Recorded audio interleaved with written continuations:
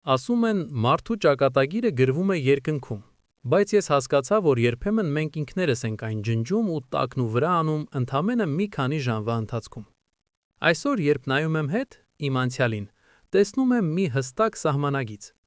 Այդ գծից այն կողմ ես երջանիկ էի, լի հույսերով ու երազանքներով։ Այս կողմում միայն դատարկություն է ու անվերջանալի ափսոսանք։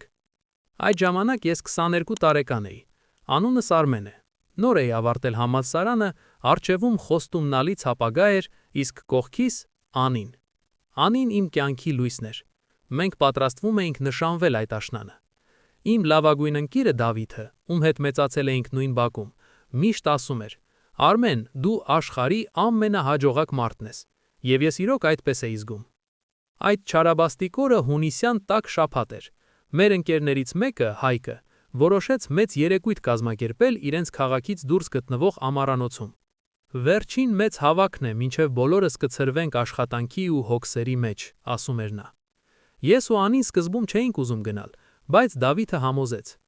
Երանի, հազար երանի այդ օրը մենք տանը մնացած լինեինք։ Երեկույթը սկսվեց շատ ուրախ, երաժշտություն, ծիծաղ, խարույկի հոտ։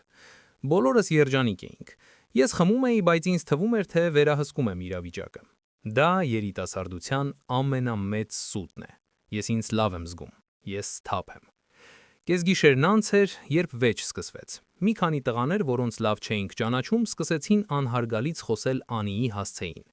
Արյունս գլուխս խփեց։ Խմիչքը խլացրել էր բանականությունս։ Դավիթը փորձում էր ինձ հետ պահել, հանդարտեցնել, բայց ես չէի լսում։ Սկսվեց քաշքշուկ, հետո ծեծկռտուք։ Արմեն, արի գնանք այստեղից, խնդրում եմ, արտասվում էր Անին, քաշելով թևիցս։ Ես կատաղած էի։ Նստեցի մեքենայի ղեկին, Անիին ու Դավիթին էլ ստիպեցի նստել։ Ես ուզում էի արագ հեռանալ, ապացուցել, որ ոչ մեկից չեմ վախենում։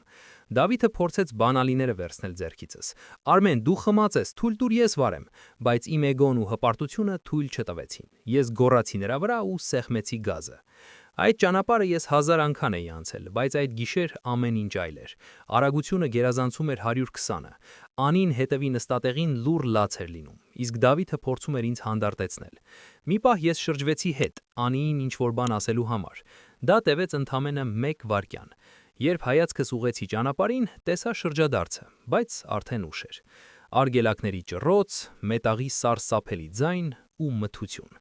Արթնացա հիվանդանոցում 3 օր անց։ Առաջին բանը, որ տեսա, մորս արցունքոտ աչքերն էին։ Ես փորձեցի խոսել, բայց կոկորդս չորացել էր։ Հարցրեցի Անիի ու Դավիթի մասին։ Մայրս լռեց ու դուրս եկավ սենյակից։ Այդ լռությունն ավելի ցավոտ էր, քան ցանկացած ֆիզիկական վերք։ Դավիթը, իմ լավագույն ընկերը, ով փորձում էր ինձ փրկել ինքս ինձնից, մահացել էր տեղում։ Նա ընդամենը 22 տարեկան էր։ Նրա մայրը, մորս մոտ ընկերուհին, այդ օրվանից հետո այլևս չխոսեց մեր ընտանիքի հետ։ Ես սպանել էի նրա միակ որդուն։ Իսկ Անին ողջ էր մնացել, բայց նրա ողնաշարը ծանր վնասվել էր։ Նա այլևս երբեք չէր քայլելու։ Երբ ես ամիսներ անց կարողացա գնալ նրա տուն, նա հրաժարվեց ինձ տեսնել։ Նրա հայրը դռան մոտ կանգնեց ու ասաց. «Արմեն, դու քանդեցիր աղջիկաս կյանքը։ Գնա ու էլ երբեք չերևաս»։ Ես դատվեցի։ 3 տարի անցկացրեցի բանտում, բայց բանտը ոչինչ էր այն ներքին դժոխքի համեմատ, որի մեջ ես ապրում եմ արդեն 10 տարի։ Ամեն գիշեր ես տեսնում եմ Դավիթի դեմքը վերջին վայրկյանին ու լսում եմ Անիի լացի ձայնը։ Այսօր ես աշխատում եմ, ապրում եմ սովորական կյանքով, բայց իմ ներսում ամեն ինչ մեռած է։ Ես չեմ ամուսնացել, որովհետև չեմ կարող ինձ թույլ տալ երջանիկ լինել, երբ գիտեմ, թե ինչ եմ խլել ուրիշներից։ Ես հաճախ եմ գնում Դավիթի գերեզմանին, նստում եմ ու լռում ժամերով։ Ես գիտեմ, որ նա ինձ ներել է, բայց ես ինքս ինձ ներել չեմ կարողանում։